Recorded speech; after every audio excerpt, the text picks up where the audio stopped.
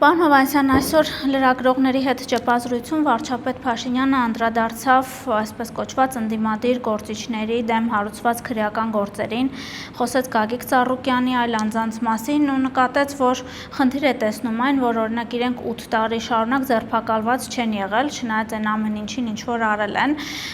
Կուզեի ձեր դիտարկումները լսել, մենք այս մասին շատ ենք խոսել, երբ փորձում են ներկայացնել, թե Հայաստանում քաղբանտարկյալներ կան, թե այս բոլոր ձերբակալությունները, քրեական գործերը ունեն ինչ-որ քաղաքական դրդապատճառ, դուք արդյոք այդպես եք համարում, որովհետև հասարակության մի ստվար զանգված էլ կառավարությունից, վարչապետից հակառակը պահանջում է, թե ինչու այդ մարդիկ մինչև հիմա նստած չեն կամ նոր են նստում։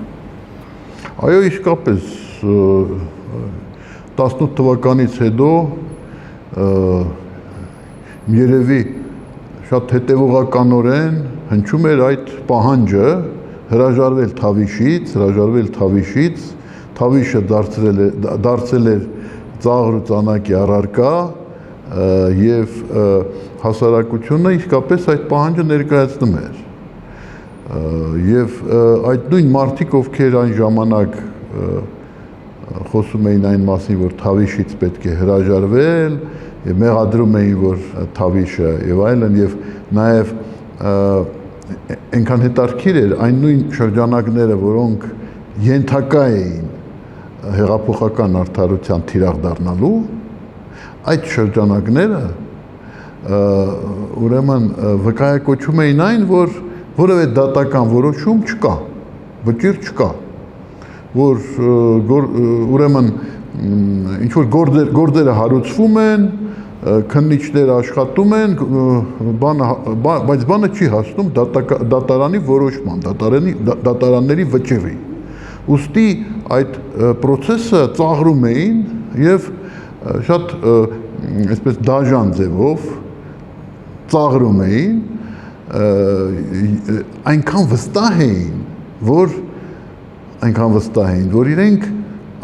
անձեռնմխելի են, որ դատարանները իրենցն են։ Այդ դա անուղղակիորեն ապացուցում էր այն, որ իսկապես իրենք, ինչպես այսօր ասաց մամուլի ասուլիսի ժամանակ Նիկոլ Փաշինյանը, որ դատարանները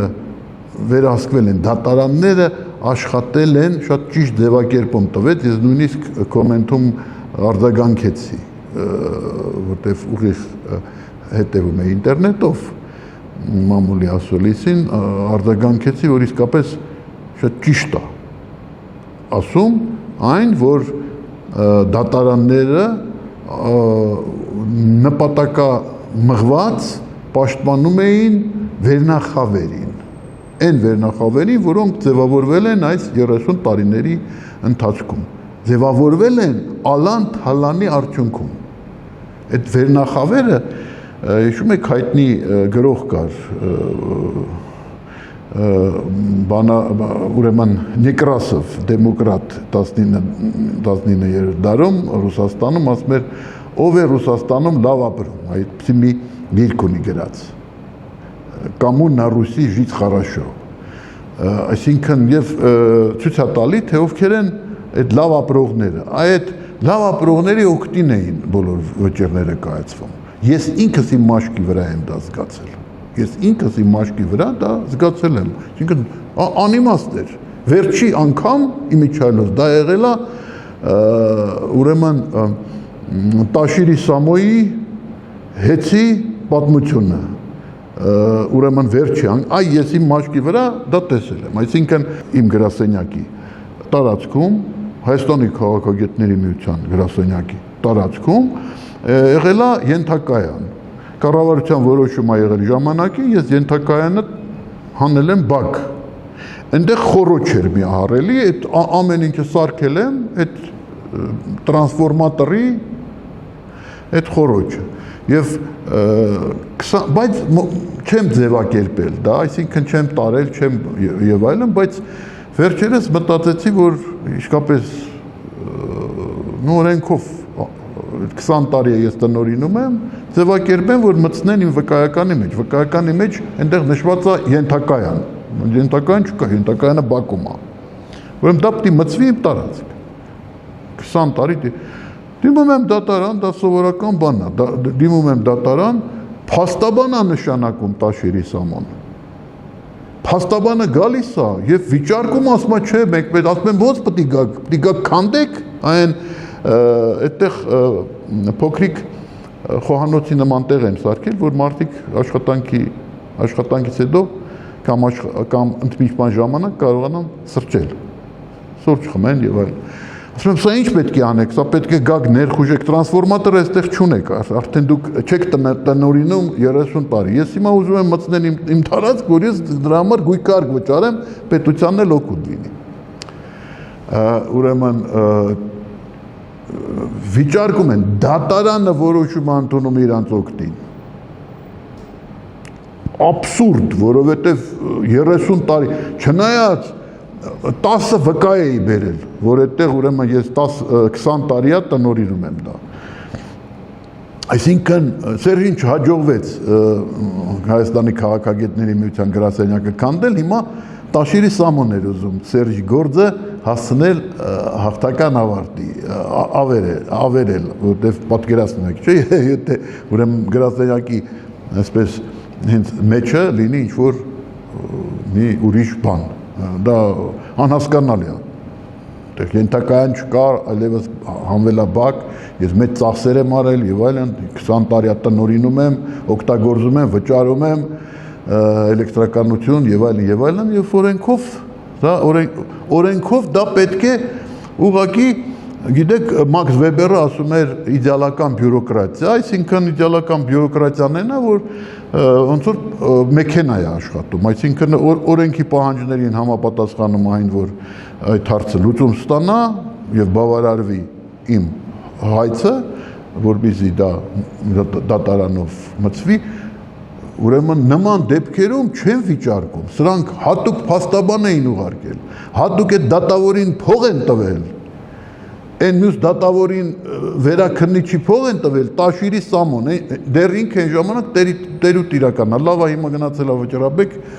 տեսնենք եւ ես հույսով եմ, որ արդեն մենք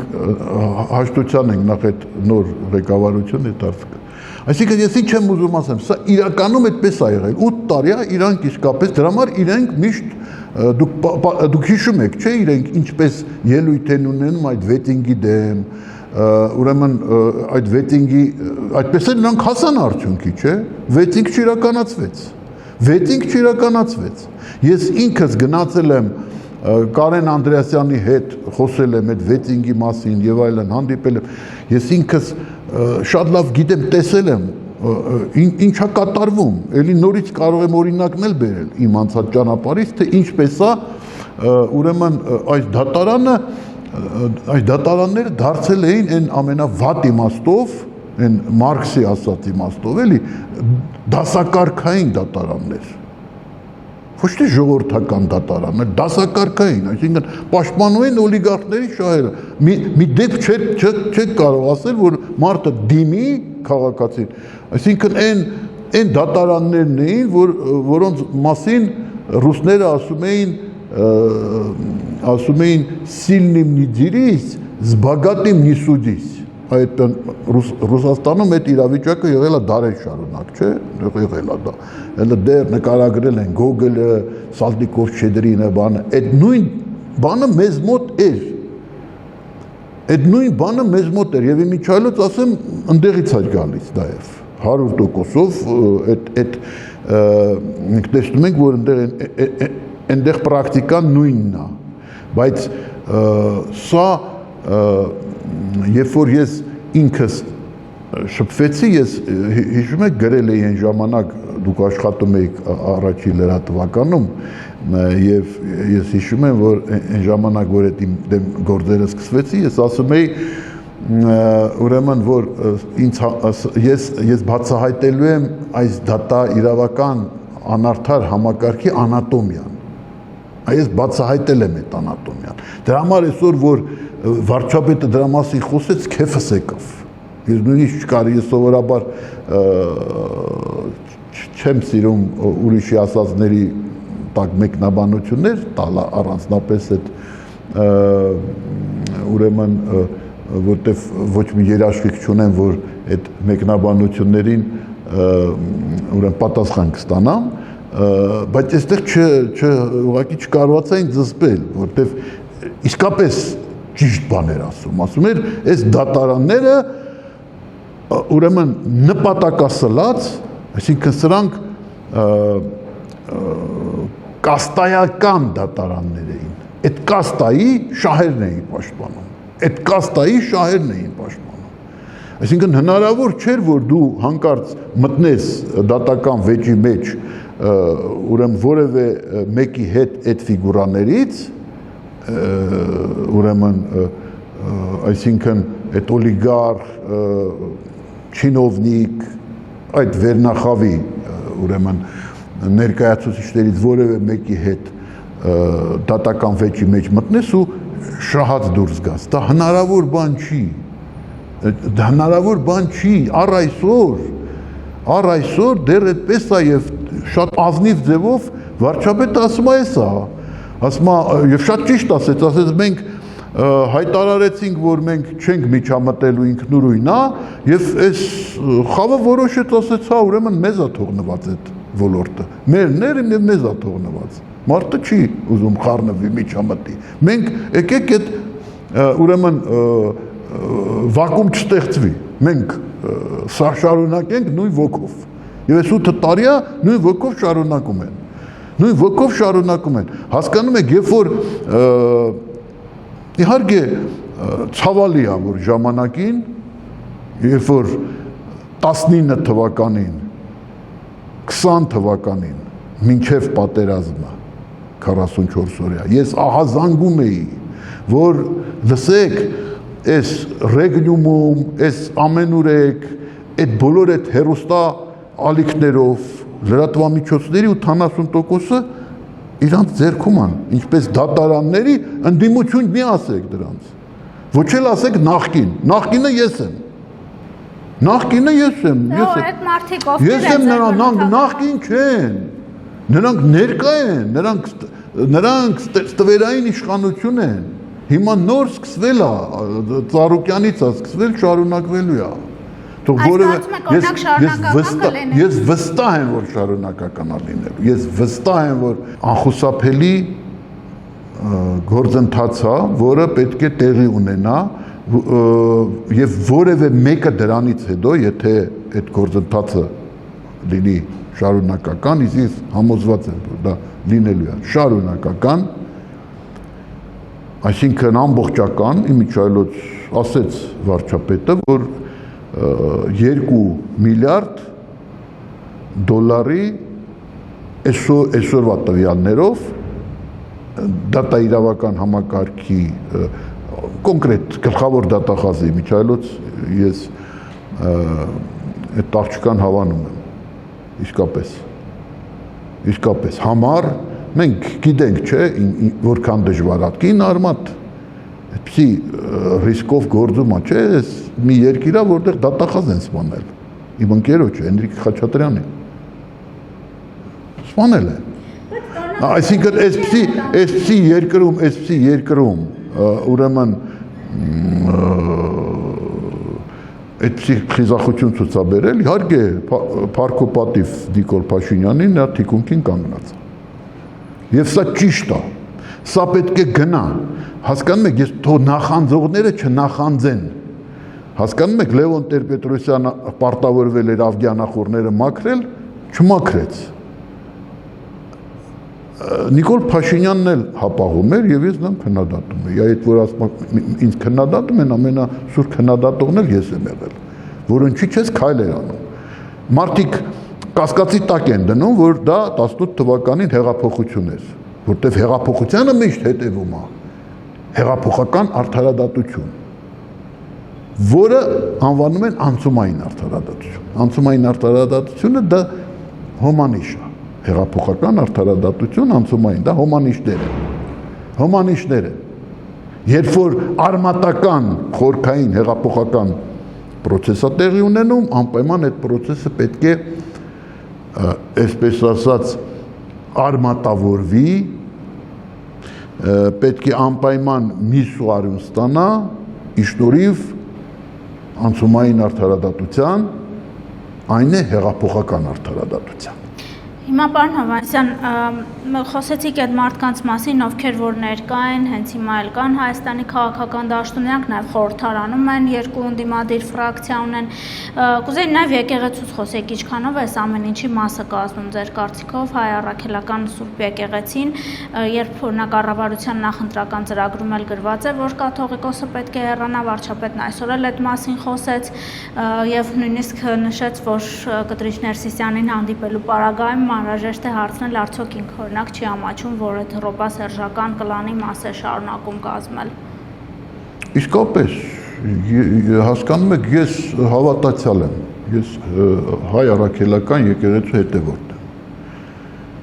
Ես դեռ ուսանողական տարիներին Մոսկվայի համալսարանում երբ սովորում էի, ես գնում էի մեր եկեղեցին, փոքրիկ այն ժամանակ այս մեծ եկեղեցին չկար,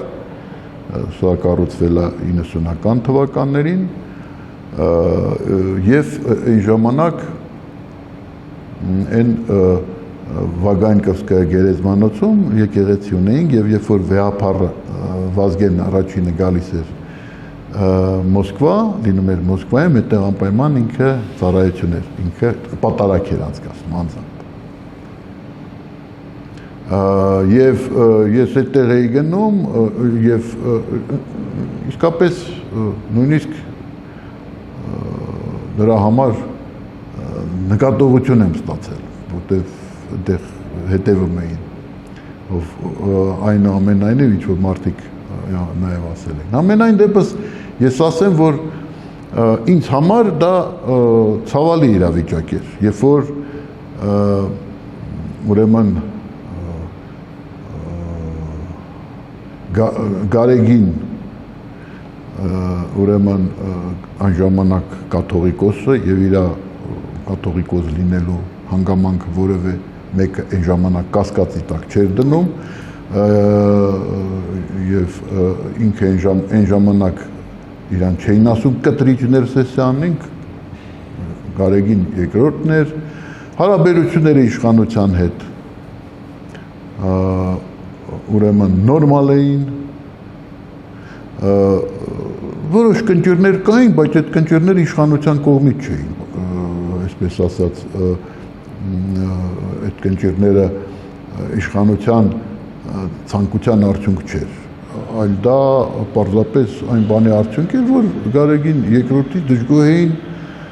դրան ժամանակ, այսինքն ինչ-որ շարժումներ եղան եւ այլն եւ դա հասկանալի էր, այդ հեղափոխությունը եւ ընդհանրապես ես ասեմ, բոլոր հեղափոխություններից հետո այդ խնդրեմը առաջանում է։ Եվ գիտեք ինչ, այն որ այսօր այդ խնդրեմը կա, գալիս է ապացուցելու, որ մեզանում իսկապես հեղափոխական տեղաշարժեր են եղել, հեղափոխություն է եղել, որտեղ դա հատկանիշներից մեկն է։ Բոլոր ֆրանսիական հեղափոխությունից հետո կար սուր հակադրություն ֆրանսիական հեղափոխականների միջև ֆրանսիական եւ եկեղեցու, իշխող եկեղեցու։ Այդ հակասությունները կային եւ բավականին սուր արտահայտություններ ունեին։ Նույնիսկ հեղափոխականները գնում էին ռեֆորմացիայի, այսինքն գերագույն էակի պաշտամունք էին մտցրել Ֆրանսիայում մեծ հեղափոխությունից հետո։ Ռուսաստանում հեղափոխության ժամանակ ինչ տեղի ունեցավ եւ այդ սուր հակադրությունը անշուշտ կար։ Սա փաստ է, որ պետք է հաշվի առնել եւ դրա համար այս պատմական փորձը հաշվի առնելով Գարեգին երկրորդը պետք է շատ զգոն լիներ եւ իրեն թույլ չտար անզգույշ քայլեր, որոնք կապացուցեին այն, որ ինքը դարձել է ուրեմն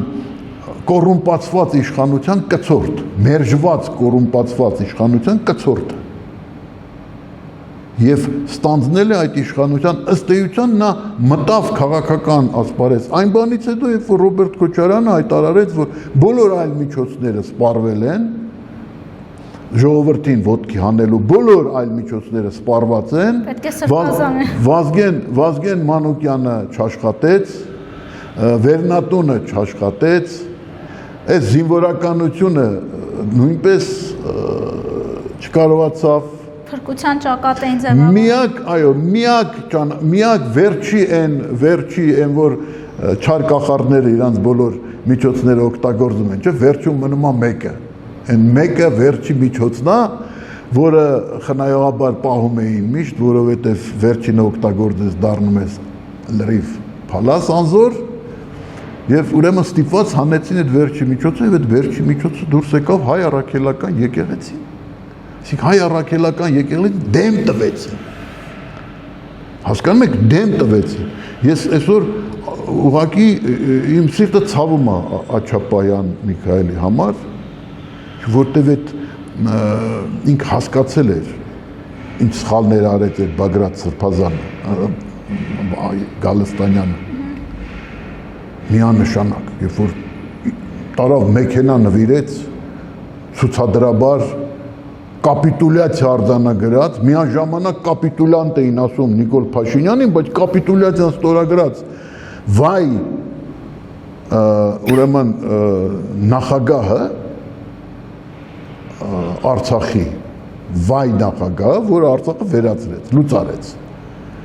Տարավ նրան ցուցադրաբար մեքենայա նվիրում։ Ուրեմն խաչը վզին դուրս է գալի ամբոխի մեջ եւ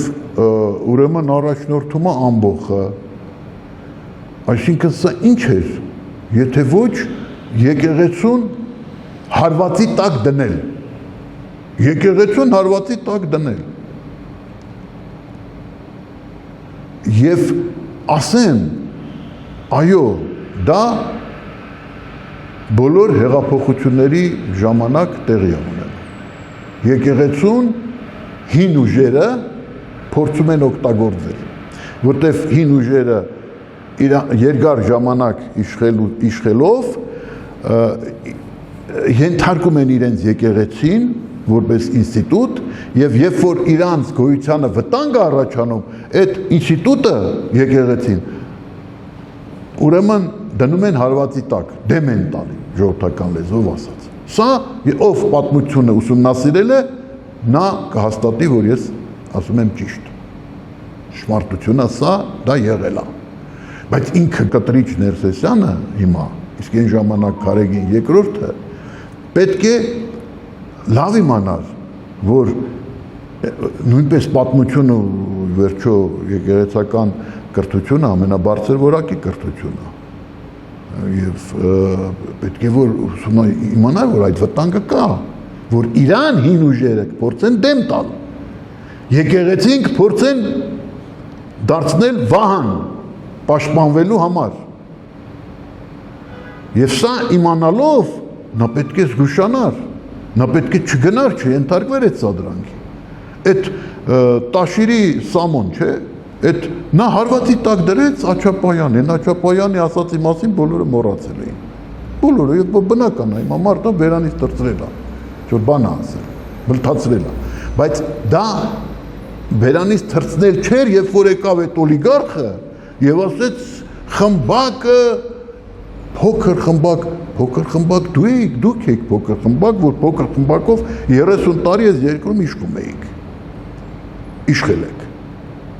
Դուք եք փոքր խմբակ եղել է, փոքրամասնությունը դուք եք։ Սա մեծամասնության իշխանությունն է, իր բոլոր թերություններով հանդերձ։ Թերություններ կան։ Անշուշտ կան։ Բայց սա մեծամասնության իշխանությունն է։ Իրանք եղել են փոքրամասնության իշխանություն։ Եվ դրա համար անընդհատ փորձել են ջլատել ազգը, բաժանել Տաշիր, Նիկ Աբարան,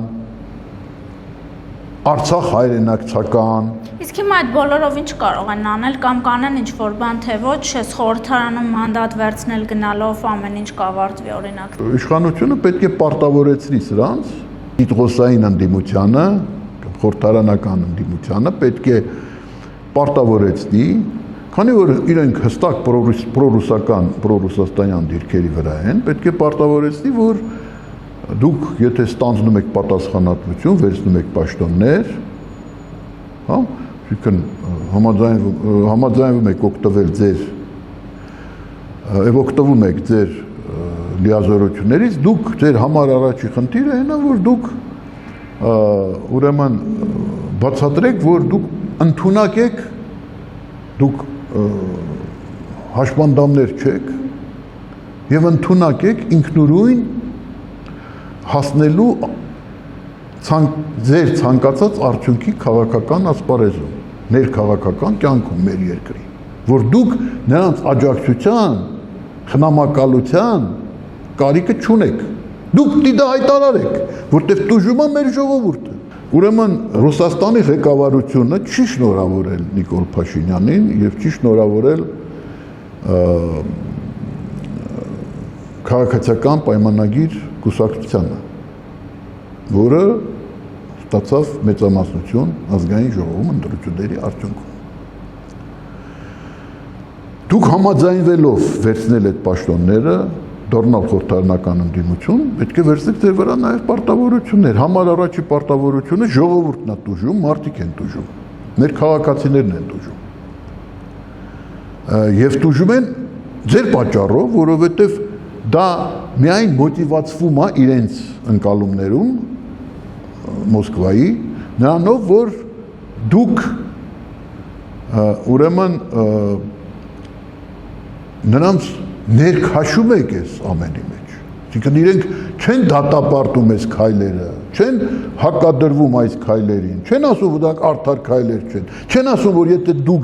դա անում եք մեզ համար, որ մեզ օգնեք, դուք մեզ ընդհակառակը խանգարում եք։ Ընդհակառակը, որովհետև մեծ հաշվով մեր ժողովուրդը թասիբ ունի,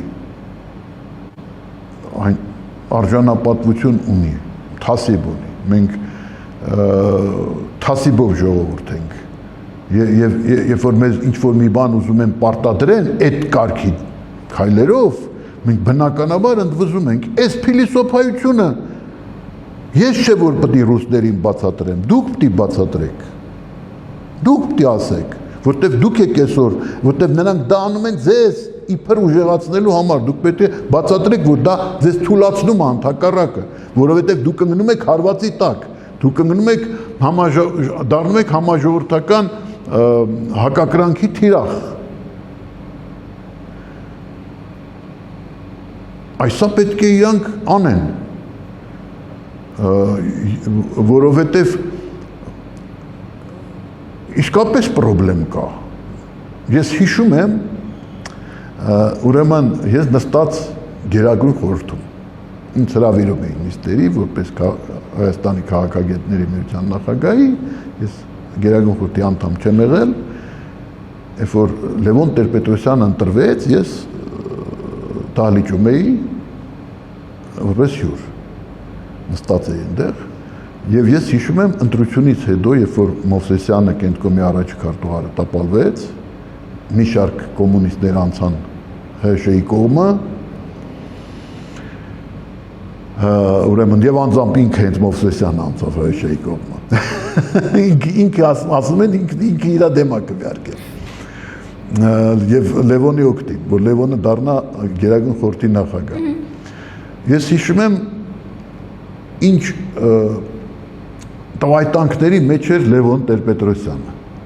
Ընդմիջման ժամանակ, արդեն ընտրությունից հետո, որ պետք է ինքը ընտրվել է,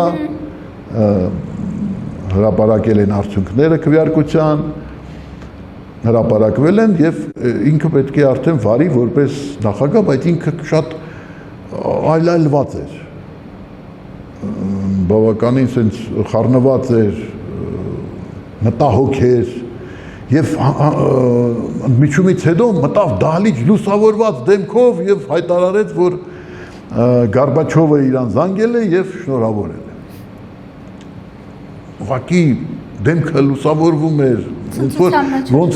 որ մի քար ընկնի ուսերից։ Եվ ես հասկանում եմ, որ դա նման իրավիճակում իհարկե խնդիր է։ Իհարկե խնդիր է։ Չնայած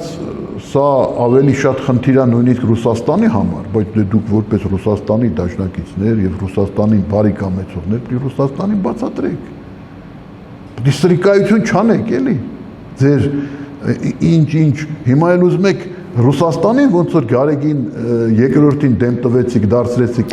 կտրիչ, դարձրեցիք Գարեգին երկրորդին դարձրեցիք կտրիչ Ներսեսյան, դեմ տվեցիք։ Նույն ձևով ուզում եք Պուտինին դեմ տակ, նույն ձևով ուզում եք Ռուսաստանին դեմ տակ։ Բայց դա ազնիվ է ձեր կողմից։ Որ երրորդ անգամ։ Դու առաջերտին է խնդրեմ ունի, որտեղ Փաշինյանին բոլորը շնորհավորել են։ Հասկանում եք բոլորը, Չինաստանից սկսած Ղազախստանով, Ղազախստանը բացի շնորհավորելը մի հատ էլ ամենաբարձր իրանց ճկանշանը կախելա վզից, Տոկաևը։ Հատուկ հրավիրելը կախելա վզից։ Չի մասին է խոսքը։ Այս առանց Հայաստանի եվրասիական ինտեգրացիա չի կարող տեղի ունենալ։ Ոչ Միացյալ Նահանգների հովանու ներքո, ոչ Ռուսաստանի հովանու ներքո, երկու տարբերակ կա, չէ՞։ Մի դեպքում Ռուսաստանը ուզում է ինքը դառնա էգիդան, այսինքն հովանավորը process-ի,